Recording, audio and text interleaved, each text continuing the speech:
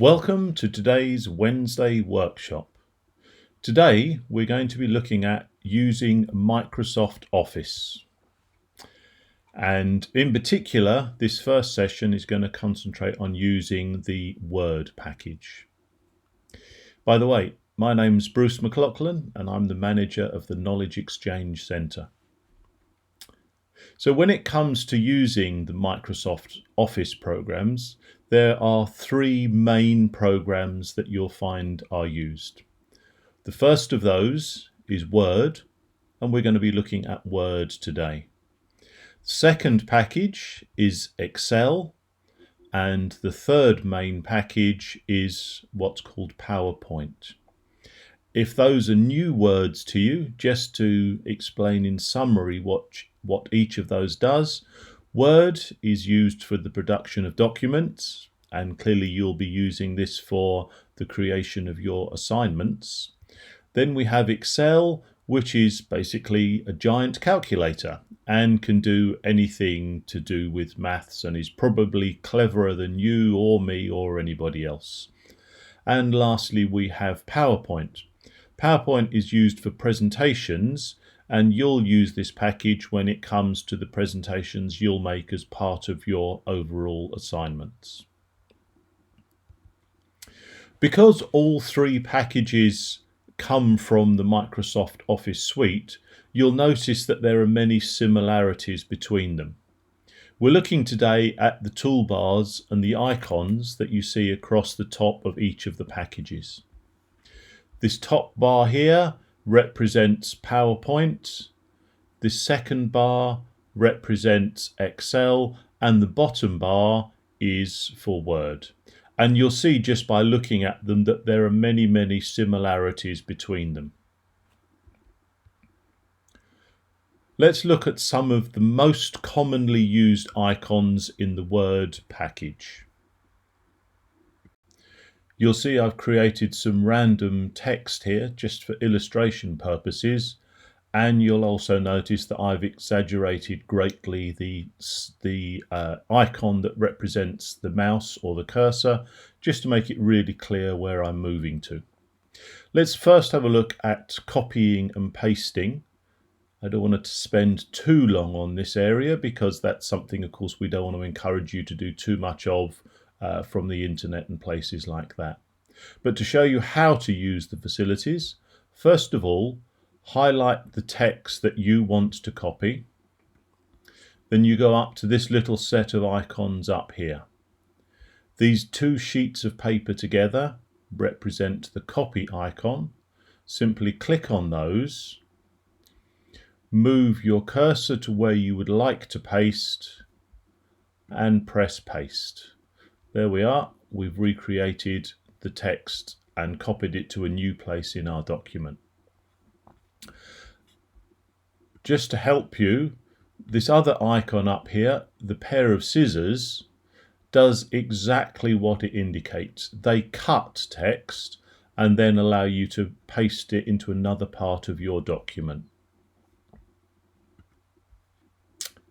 Having a look now at some of the things that we can do with the text. These are very commonly used icons here: emboldening, italicizing, and underlining. Each does exactly what it says. Highlight your text, click bold, the text becomes bold. Highlight your text, click italics, and the text is italicized. Highlight your text, click underline, and your text will be underlined. Of course, you can combine the two, so maybe I'd like to underline this and make it bold because it's something that's particularly important. Looking above these, you'll see that here we have the actual font that you're using. In this case, I'm using Arial because it's a nice, clean, easy to read font. But there are lots and lots of choices that you can make as to the font. This next one is the size of the font. I've set it to 16 because that will be clearest for you to view on the screen. If you were writing your assignment, you would most likely use something like 11 or 12, as that's clear but not too big.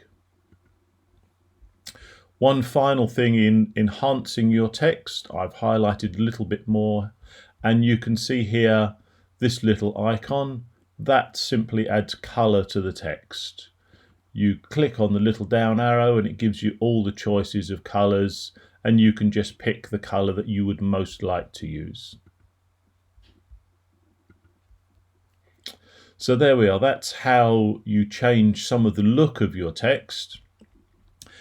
I'd like to move on now to two other useful features. One of those that we'll look at next is the alignment of text. Highlights the whole of the text here just so you can see the impact of the changes that I'm going to make. We're looking at these icons that you see here. By default, Word will align your text to the left. That means you will see this side as a straight line, and this side is varied depending on the words that are in that particular line. If we click on the next one across, that will align your text to the center of the page.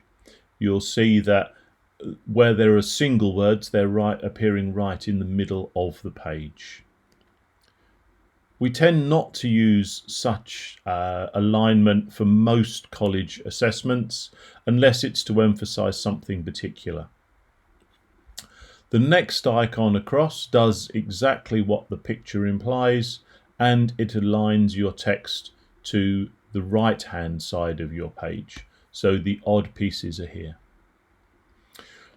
The alignment that is used most frequently when you're actually writing assignments is this last one, which is called justify, and you'll see when I click on that what happens is it stretches the gap between words so that both sides of your page have mostly straight lines to them.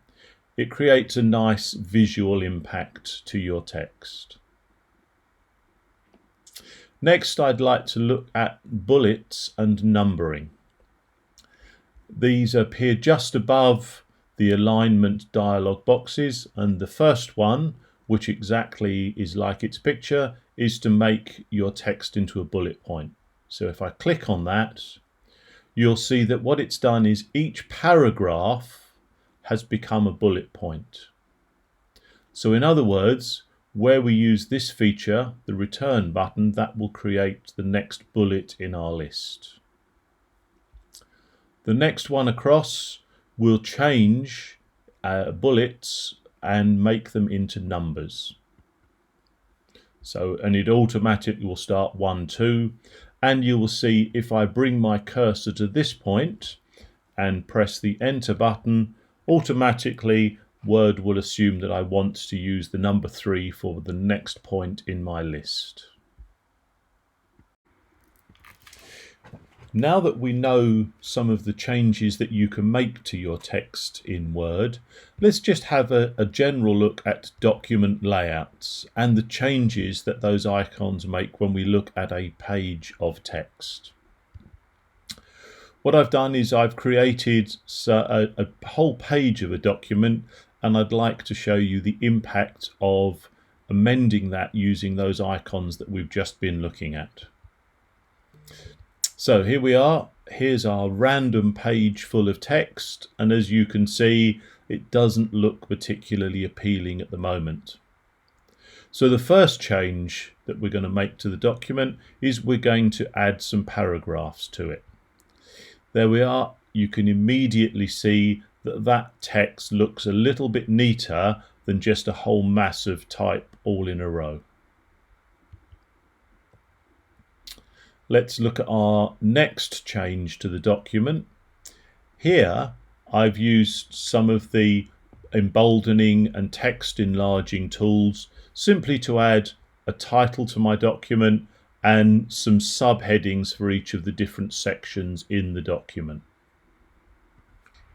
Now we're going to look at the next piece of impact, and that is, as you can see, I've now added a series of bullet points, and I've added a series of numbers to my page. And that really brings out and highlights some of the key and important points that are in the text that I'm presenting. Although we really focus on Word as being a document for text, of course there's nothing to stop you adding pictures, images and graphics to your text to really highlight some of the things that you're talking about. Now, this last change is a really subtle one.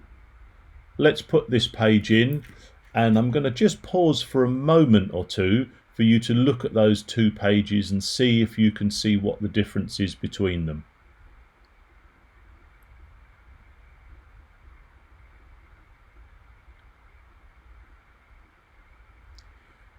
Did any of you spot the difference? Yep, that's right for those that did. If you look really closely at the text, you'll see the text here is more compact than the text here. I've added some additional space between the lines just to add what's called white space to my document. We're going to explore facilities like adding space between lines in a future session.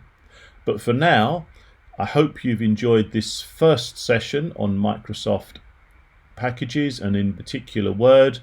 They'll watch out for a couple of other short videos that will follow this when we have a look at Excel and also at PowerPoint. Thanks for watching and keep safe.